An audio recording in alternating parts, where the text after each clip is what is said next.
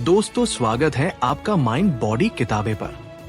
आज हम एक ऐसी किताब की शुरुआत कर रहे हैं जिसने दुनिया भर में सत्ता के मायने ही बदल दिए। एक किताब जिसे बिजनेस लीडर्स से लेकर डिक्टेटर्स तक हर किसी ने पढ़ा है। दी 48 लॉज ऑफ पावर, यानी सत्ता के 48 अटूट नियम।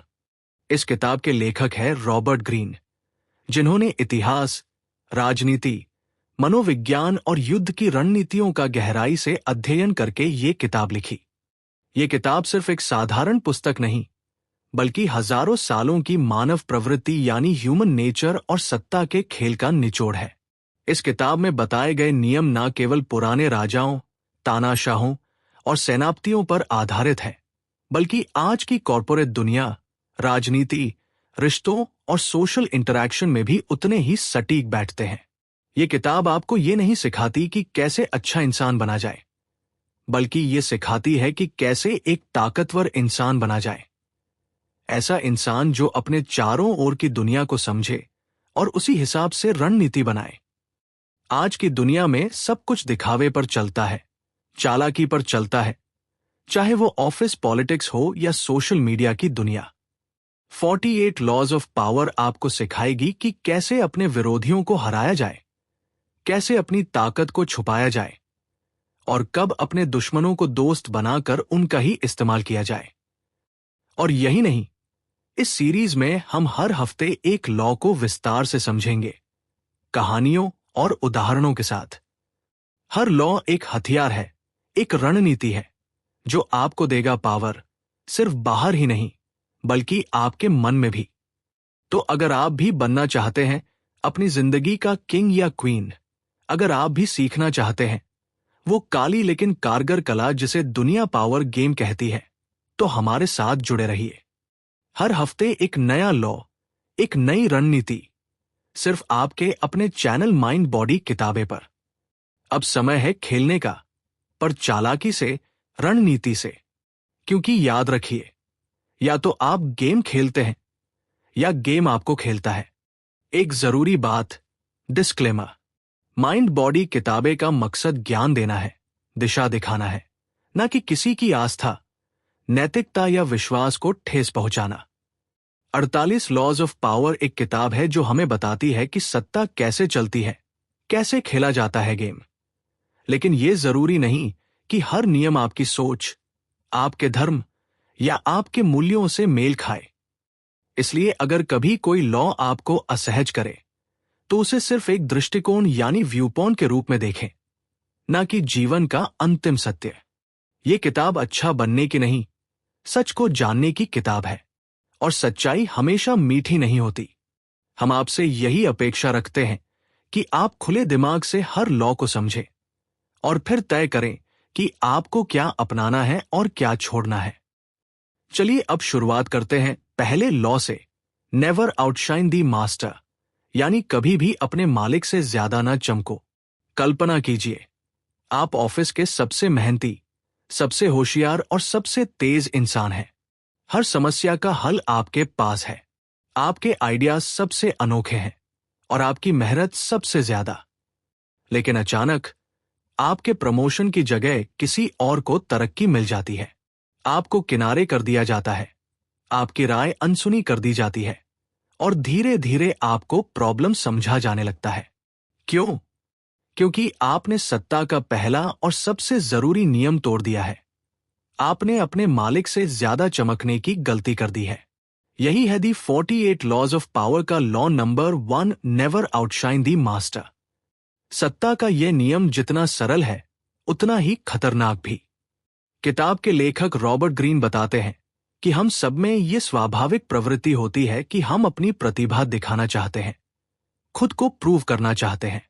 लेकिन सत्ता की दुनिया में ये एक आत्मघाती कदम हो सकता है, खासकर तब जब आप अपने से ऊपर वाले को नीचा या कमजोर महसूस कराते हैं, चाहे अनजाने में ही क्यों न हो।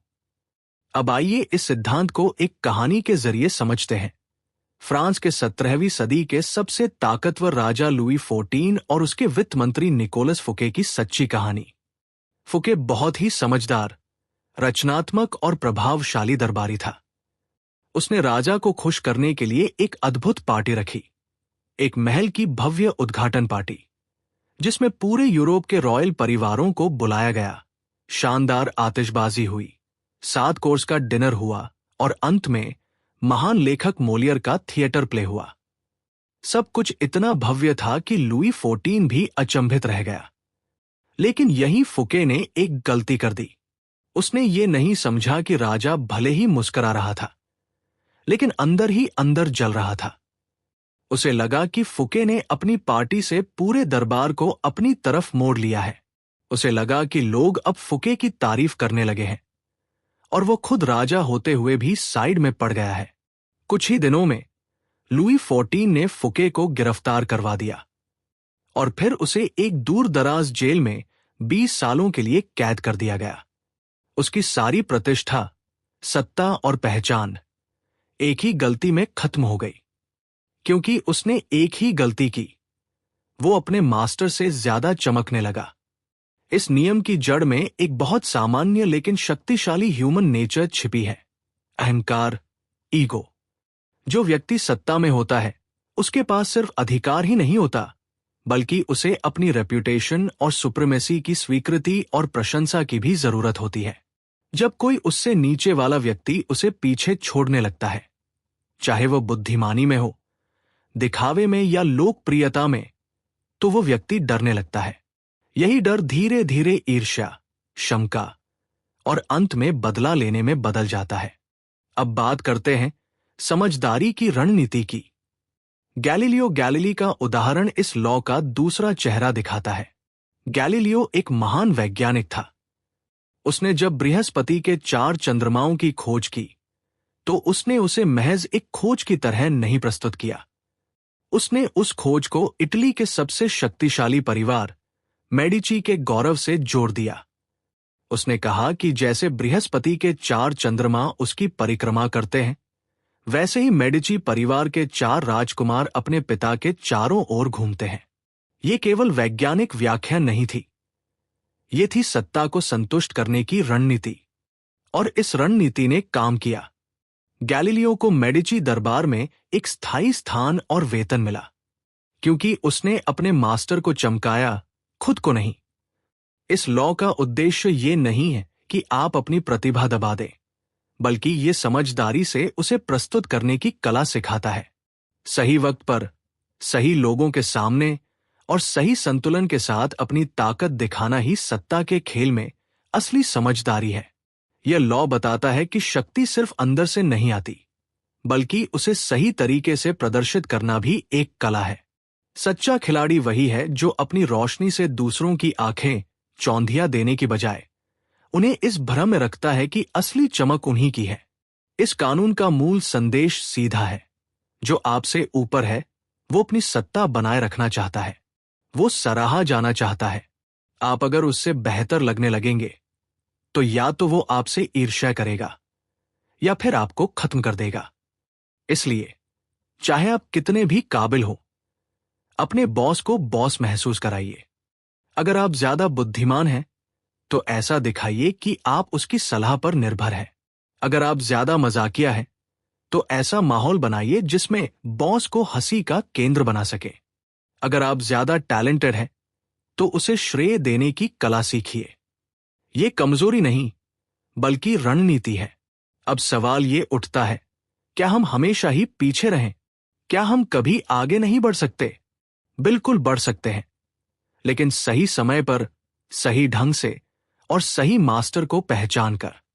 कुछ मास्टर इतने आत्मविश्वासी होते हैं कि वे आपकी चमक से डरते नहीं, लेकिन कुछ, जैसे लुई 14, अपनी परछाई में किसी को नहीं देखना चाहते। ऐसे लोगों के आगे सिर झुकाइए और मौका मिलने पर चुपचाप आगे बढ़ जाइए। कभी कभी पावर गेम में आगे बढ़ने का सबसे तेज रास्ता होता है पीछे हटना। याद रखिए, ये दुनिया काबिलियत की नहीं, समझदारी की लड़ाई है। और समझदारी वही है जो अपनी क्षमता यानी कैपेसिटी को सही समय तक छुपा कर रखे। माइंड बॉडी किताबें आपको सलाह देता है कि अगर आप सत्ता के खेल में टिके रहना चाहते हैं, तो खुद की रोशनी को तब तक छुपा कर रखें जब तक वक्त और माहौल पूरी तरह आपके पक्ष में ना हो जाए। याद रखिए, हर सच्चाई दिखाने का एक सही समय होता है। अगर आप समय से पहले चमकने लगे तो वही रोशनी आपके लिए खतरा बन सकती है। अगर आपको ये लॉ समझ आया हो और आपने अपने जीवन में कभी ऐसा अनुभव किया हो जहां आपने गलती से अपने बॉस या किसी सीनियर को असहज कर दिया हो, तो कमेंट करके जरूर बताइए। अगले हफ्ते हम बात करेंगे लॉ 2 की। वीडियो अच्छा लगा हो तो लाइक जरूर करें, चैनल माइंड बॉडी किताबें को सब्सक्राइब करें और बेल आइकन दबाएं ताकि अगली रणनीति आपसे छूट न जाए। क्योंकि सत्ता का खेल वो नहीं जीतता जो ताकतवर होता है, उसे जीतता है जो चालाक होता है।